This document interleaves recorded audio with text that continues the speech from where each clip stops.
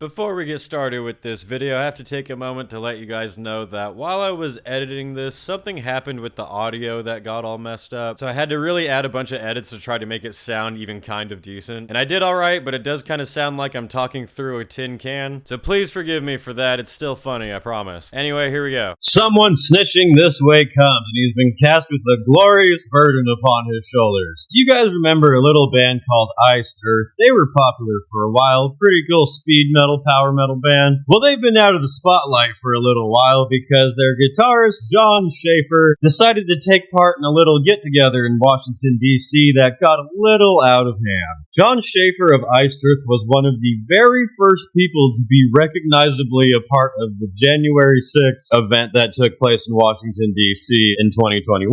I'm not even going to comment on how that hoedown went. I just wanted to react and make some jokes here at John Sixer a little bit and see what you guys think about this situation. So headbang the like button, stage dive onto the subscribe button, and windmill the video to your friends. If you're a fan of the channel and you'd like to show your support, consider becoming a member. Memberships are only 99 cents a month, and each one really helps me toward my goal of creating a life-size Godzilla to invade Canada. John has been quiet ever since that day and had not given any official statement, probably because he was being tortured in some CIA backroom somewhere. But he has since been officially sentenced and has spoken out saying that he regrets his actions on that day. According to Metal Injection, Iced Earth founder John Schaffer was recently sentenced to 3 years of probation, 120 hours of community service, and will also have to pay $1,000 in restitution and a $200 financial assessment due to his participation in the January 6, 2021 insurrection at the U.S. Capitol. That's right, folks. This day was so horrible for the country. It was such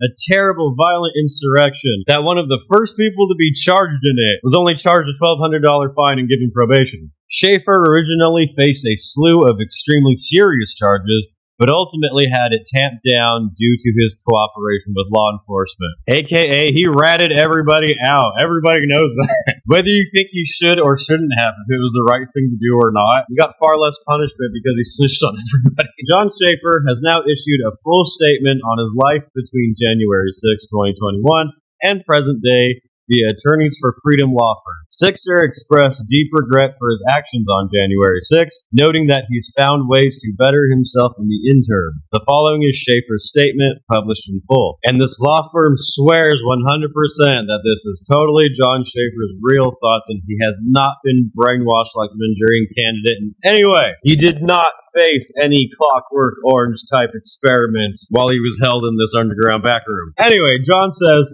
I profoundly regret my actions on January 6, 2021. I haven't been a perfect man, but for the majority of my life, I've been a very productive man and have tried to live my life with integrity and disciplined work ethic. I deeply love our country and the founding principles that have inspired people from all over the world to look at the USA as a beacon of hope for all of humanity.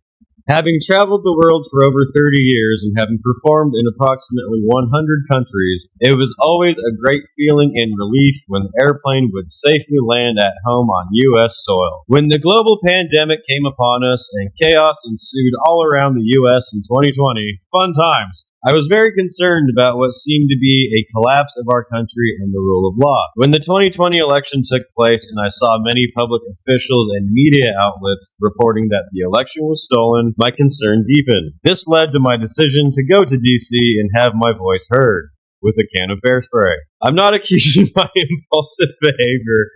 I was wrong, and I take ownership of my actions. I own the fact that I made a huge mistake, and I wish I never would have gone there. Who bet? In fact, the consequences have been devastating on my life, family, friends, business, colleagues, and business partners. I knew immediately that I had let my emotions get the best of me and made a terrible mistake. I drove home to Indiana the following morning on Thursday, January 7th. On the 8th, I found my attorneys, and at my request, they immediately reached out to the authorities. To be fair, his picture was already going around all of the news channels at this time. I willingly surrendered and cooperated with authorities. Initially, I was charged with multiple serious federal felony offenses and feared I may spend the rest of my life in prison. I spent several months in custody following my self-surrender. I was placed in solitary confinement with horrendous conditions. See? I'm not saying, I'm just saying. Which was an extremely traumatic experience. I became the first person of the hundreds of co-defendants